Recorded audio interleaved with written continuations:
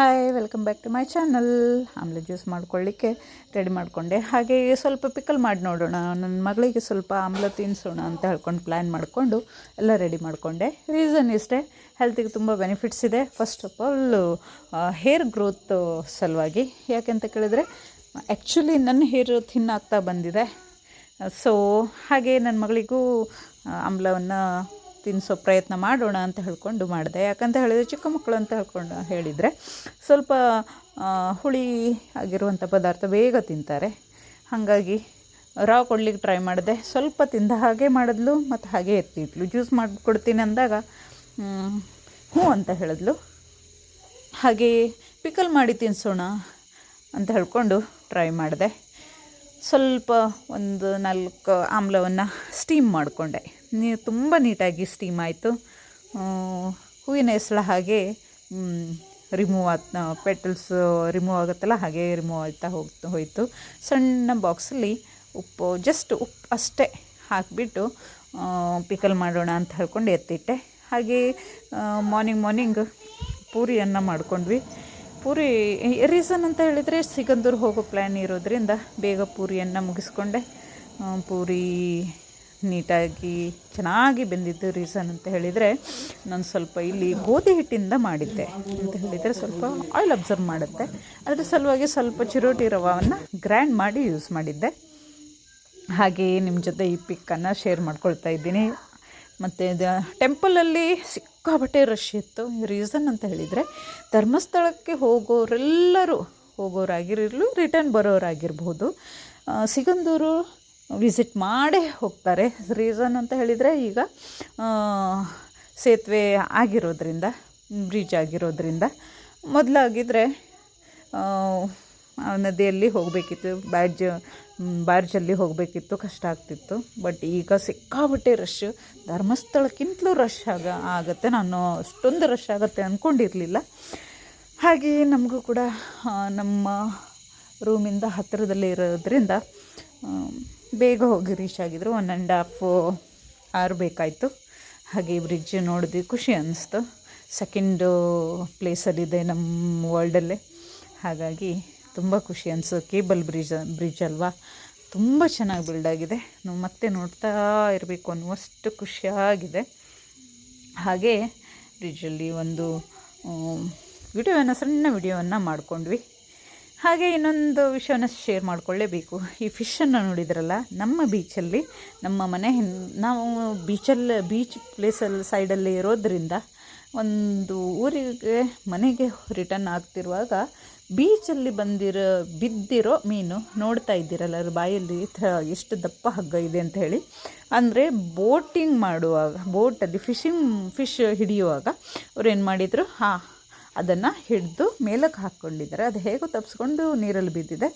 ಆಮೇಲೆ ಅದು ಜಾಸ್ತಿ ಲಾಂಗ್ ಟೈಮ್ ಬದುಕಲಿಕ್ಕೆ ಆಗಿಲ್ಲ ಕಾಣಿಸುತ್ತೆ. ಹಾಗೆ ಬೀಚಲ್ಲಿ ಬಂದು ಬಿದ್ದಿದ್ರೂ ಕೂಡ ಅದಕ್ಕೆ ಜೀವ ಇತ್ತು. ಯಾರಿಗೋ ಒಬ್ಬರಿಗೆ ನಿಯರ್ ನಮ್ಮ ರಿಲೇಟಿವ್ಸ್ಗೆ ಸಿಕ್ಕಿತ್ತದು. ನೋಡಿಕೊಂಡು ಎಂಜಾಯ್ ಮಾಡ್ತಾಯಿದ್ವಿ. ಅದೇ ವಿಷಯ ಈಗ ಯಾಕೆ ನಿಮ್ಮ ಜೊತೆ ಶೇರ್ ಮಾಡ್ಕೊಂಡಿದ್ದೀನಿ ಅಂದರೆ, ಫಿಶಿಂಗ್ ರಾಡನ್ನು ಆರ್ಡ್ರ್ ಮಾಡಿದರು ನಮ್ಮ ಮನೆಯವರು. ಆ ಫಿಶಿಂಗ್ ತುಂಬ ಜನ ಮಾಡ್ತಾರೆ ಆ ಬೀಚಲ್ಲಿ, ಎಲ್ಲ ಕಡೆಯಿಂದ ಹೊರಗಡೆಯಿಂದ ಬರ್ತಾರೆ. ಆದರೆ ನಾವು ಅಲ್ಲಿವರೇ ಆದರೂ ಕೂಡ ನಮಗೆ ಟೈಮ್ ಸಿಗದೆ ಇರೋದು ಅಥವಾ ಏನೋ ಒಂದು ರೀಸನಿಂದ ಮಾಡಲಿಕ್ಕಾಗಲ್ಲ. ಈ ಸಲ ಮಾಡಲೇಬೇಕು ಅಂತ ಹೇಳ್ಕೊಂಡು ಫಿಶಿಂಗ್ ರಾಡ್ ಈ ಸಲ ತರಿಸ್ಕೊಂಡಿದ್ದಾರೆ. ಎಷ್ಟು ವರ್ಷದಿಂದ ತಗೊಳ್ಬೇಕು ಅಂತ ಅಂದ್ಕೊಂಡು ಅಂತೂ ತೊಗೊಂಡ್ರು. ಈ ರೀತಿಯಲ್ಲಿ ಫಿಶಿಂಗ್ ರಾಡ್ ಇದೆ. ಈಸಿಯಾಗಿ ಕ್ಯಾರಿ ಮಾಡುವಂತಹ ಈ ಫಿಶಿಂಗ್ ರಾಡ್ ಇದೆ. ನೋಡ್ತಾ ಇದ್ದಾರಲ್ಲ, ಜಸ್ಟ್ 1.5 feet ಫೋಲ್ಡ್ ಮಾಡಬಹುದಿದು. ನಮ್ಗೆ ಬೇಕಾದಷ್ಟು ಉದ್ದ ಅಂದರೆ 6.5 feet ಉದ್ದ ಇದೆ ಇದು. ಈ ರೀತಿಯಲ್ಲಿ ಅದನ್ನು ಫಿಕ್ಸ್ ಮಾಡ್ಕೊಳ್ತಾ ಇದ್ದರು. ರೀಸನ್ ಅಂತ ಹೇಳಿದೆ, ಆಲ್ರೆಡಿ ಹೇಳಿದಾಗೆ ಹೊರಗಡೆಯವರೆಲ್ಲ ಫಿಶಿಂಗ್ ಮಾಡ್ತಾರೆ. ಹಾಗಾದರೆ ಫಿಶಿಂಗ್ ಹೋಗಿದರೆ ಕಂಪಲ್ಸರಿ ಸಿಗುತ್ತೆ. ಲಾಸ್ಟ್ ಟೈಮು 2 feet ಲೆಂತ್ ಇರುವಂತಹ ಫಿಶನ್ನು ಒಬ್ಬರು ಹಿಡಿದಿದ್ರಂತೆ. ಇವ್ರು ನೋಡೋಣ ನಾವು ಹೋದಾಗಲಾದರೂ ಟ್ರೈ ಮಾಡೋಣ ಅಂತ ಹೇಳ್ಕೊಂಡು ರಾಡನ್ನು ತಂದ್ಕೊಂಡ್ರು. ಅದು ಫಿಕ್ಸ್ ಮಾಡ್ತಾ ಇರುವಾಗ ನಾನು ಸಣ್ಣ ಒಂದು ವಿಡಿಯೋ ಮಾಡಿಕೊಂಡೆ. ರೀಸನ್ ಅಂತ ಹೇಳಿದರೆ, ಈ ಥರ ಇದ್ರ ವೀಡಿಯೋಸ್ ಯೂಟ್ಯೂಬಲ್ಲಿ ಸರ್ಚ್ ಮಾಡಿದಾಗ ಶಾರ್ಟ್ಸ್ ಒಂದು ಕಣ್ಣಿಗೆ ಬಿತ್ತು.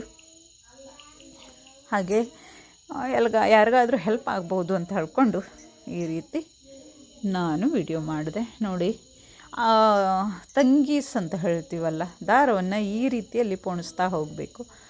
ಇದು ಲೈಟ್ ಗ್ರೀನ್ ಕಲರಲ್ಲಿ ಕಾಣಿಸುವಂತಹದ್ದು ಕೊನೆಯಲ್ಲಿ ಇರುವಂತಹದ್ದು. ಈ ರೀತಿಯಲ್ಲಿ ಹಾಕ್ಕೊಂಡು ನೆಕ್ಸ್ಟ್ ಅದಕ್ಕೆ ಪಿನ್ನನ್ನು ಕಟ್ಕೊಳ್ಬೇಕಾಗತ್ತೆ.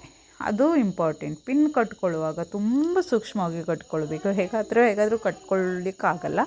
ಅದೇನಾಗುತ್ತೆ, ಪಿನ್ ಸಮೇತ ಕಿತ್ತೋಗುತ್ತೆ. ಎಷ್ಟು ಸೂಕ್ಷ್ಮ ಆಗಿರುತ್ತೆ ಅಂತ ಹೇಳಿದರೆ ಆ ಪಿನ್ ಕಟ್ಟೋದು ತುಂಬ ಸೂಕ್ಷ್ಮ ಆಗಿರುತ್ತೆ. ನೋಡಿ, ಇಷ್ಟು ಲೆಂದಿ ಆಗಿರುತ್ತೆ ಅಲ್ವಾ. ಯಾರಿಗೆ ಫಿಶಿಂಗ್ ಮಾಡಲಿಕ್ಕೆ ಇಷ್ಟ ಇಲ್ಲ ಹೇಳಿ? ಸಣ್ಣ ಮಕ್ಕಳಿಗೂ ಸಮೇತ ಈ ರೀತಿ ಸಿಂಪಲ್ಲಾಗಿ ಡಮ್ಮಿ ಫಿಶಿಂಗ್ ಮಾಡಲಿಕ್ಕೆ ಇಷ್ಟಪಡ್ತಿರುವಾಗ ನಾವು ಸಮುದ್ರದಲ್ಲಿ ಇರೋರು ಎಷ್ಟು ಖುಷಿಯಾಗುತ್ತೆ ಅಲ್ವಾ. ಯಾರಿಗೆಲ್ಲ ಫಿಶಿಂಗ್ ಮಾಡಲಿಕ್ಕೆ ಇಷ್ಟ ಇದೆ, ಜಸ್ಟ್ ಲೈಕ್ ಓಕೆ. ಈ ನೋಡ್ತಾ ಇದ್ದೀರಲ್ಲ, ಈ ರೀತಿ ಟರ್ನ್ ಮಾಡಿದ್ರೆ ಅಲ್ಲಿ ತಂಗೀಸನ್ನು ಏನು ಹಾಕಿರ್ತೀರಲ್ಲ ರಿವರ್ಸ್ ಆಗುತ್ತೆ. ರಿವರ್ಸ್ ಟರ್ನ್ ಮಾಡಿದರೆ ಅದು ಹಾಗೆಯೇ ತಂಗೀಸ್ ಬಿಟ್ಕೊಳ್ಳುತ್ತೆ. ಹಾಗಾಗಿ ತುಂಬ ಈಸಿಯಾಗಿ ಫಿಶಿಂಗ್ ಮಾಡ್ಬೋದು, ಜೊತೆಗೆ ತುಂಬ ಈಸಿಯಾಗಿ ಕ್ಯಾರಿ ಮಾಡ್ಬೋದು. ಇಲ್ಲಿ ನೋಡಿರಿ ಹೆಂಗೆ ಸುತ್ಕೊಬಿಟ್ಟಿದ್ದೆ ಅಂಥೇಳಿ. ರೀಸನ್ ಅಂತ ಹೇಳಿದರೆ, ಸಣ್ಣ ಹುಡುಗ ತೊಗೊಂಡು ನಾವು ಇಲ್ಲಿ ಎಲ್ಲ ವ್ಯವಸ್ಥೆ ಮಾಡಿ ರೆಡಿ ಮಾಡ್ತಾಯಿದ್ದೀವಿ. ಇಲ್ಲಿ ತೊಗೊಂಡು ಆಡ್ತಾ ಇದ್ದಾನೆ ಇವನು. ಆಟ ಆಡ್ದವನು ಅಲ್ಲಿ ಒಳಗಡೆನೇ ಸುತ್ಕೊಬಿಡ್ತು. ಓಕೆ, ಹಾಗೆ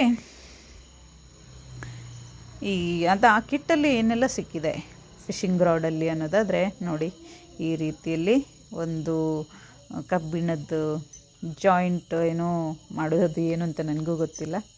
ಈ ರೀತಿ ಇದೆ ನೋಡಿ. ಹಾಗೆ ಇದು ನೆಟ್ ಒಂದು ಸಿಕ್ಕಿದೆ. ಸ್ಮಾಲ್ ಪ್ರಾನ್ಸ್ ಶಟ್ಲಿ ಅಂತ ಹೇಳ್ತೀವಲ್ಲ, ಇದು ಸ್ವಲ್ಪ ಕೊಟ್ಟಿದ್ದು. ಅದ್ರ ಜೊತೆಗೆ ಪಿನ್ ಇರುತ್ತೆ. ಆ ಪಿನ್ ಹೋಲ್ ಇರುತ್ತೆ, ಇಲ್ಲಾಂದರೆ ಹಾಗೆ ಕಟ್ಕೊಳ್ಳೋದಿರುತ್ತೆ. ಕಟ್ಕೊಂಡ್ರಾಯ್ತು, ಸೇಮ್ ಶಟ್ಲಿ ಥರ ಕಾಣುತ್ತೆ. ಪಿನ್ ಜೊತೆಗೆ ಆ ಶಟ್ಲಿ ಇರುತ್ತಲ್ಲ, ಫಿಶ್ ಏನು ಮಾಡುತ್ತೆ, ನಿಜವಾಗಿ ಶಟ್ಲಿ ಅಂತ ಹೇಳ್ಕೊಂಡು ತಿನ್ಕೊಬಿಡುತ್ತೆ. ಆವಾಗ ಈಸಿಯಾಗಿ ಕ್ಯಾಚ್ ಮಾಡುತ್ತೆ. ಈ ಫಿಶ್ ಅಂತೂ ತುಂಬ ಸ್ಮೂತ್ ಇದೆ. ತುಂಬ ಸ್ಮೂತ್ ಅಂದರೆ ತುಂಬ ಸ್ಮೂತ್ ಇದೆ. ಅದ್ರ ಜೊತೆಗೆ ಒಂದು ಪಿನ್ ಇದೆ. ಕೈಗೆ ತಾಗಿದರೆ ಇಷ್ಟು ಶಾರ್ಪ್ ಇದೆ ಅಂದರೆ ಓ ಮೈ ಗಾಡ್ ಅನ್ನೋ ಹಾಗೆ ಇದೆ. ಹಾಗೆ ಇಲ್ಲೊಂದು ಅದನ್ನೇ ಓಪನ್ ಮಾಡಿ ಕೈಯಲ್ಲಿ ಇಟ್ಕೊಂಡು ಚೆಕ್ ಮಾಡೋಣ ಅಂತ ಹೇಳಿದ್ರೆ ಅದಕ್ಕೆ ಬಂಚ್ ಆಫ್ 3 ಹುಕ್ ಒಂದಿತ್ತು, ಸಿಂಗಲ್ ಹುಕ್ ಒಂದಿತ್ತು. ಅದು ಎಷ್ಟು ಶಾರ್ಪ್ ಇದೆ ಅಂದರೆ ಜಸ್ಟ್ ಟಚ್ ಆಗಿದರೂ ಕೂಡ ತುಂಬ ನೋವಾಗುವಂಥದ್ದಿತ್ತು. ಈ ರೀತಿಯಲ್ಲಿ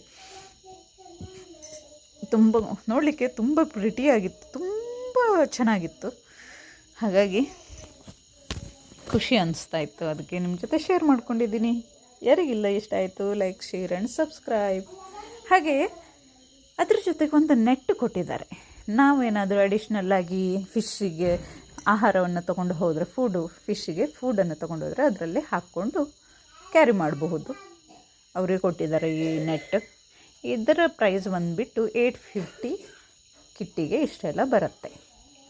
ಓಕೆ, ಅದರ ಜೊತೆಗೆ ಹುಕ್ಕನ್ನು ಕೊಟ್ಟಿದ್ರು ಒಂದಿಷ್ಟು. ಮತ್ತು ಇಲ್ಲಿ ನವಿಲುಗರಿ ನೋಡಿದ್ರಲ್ಲ, ಗಾಳ ಅಂತ ಹೇಳ್ತೀವಲ್ಲ, ಗಾಳ ಹಾಕುವಾಗ ಈ ನವಿಲುಗರಿ ಕಟ್ಕೊಂಡು ಹಾಕಿರ್ತೀವಲ್ಲ, ಅದು ಇದೆ.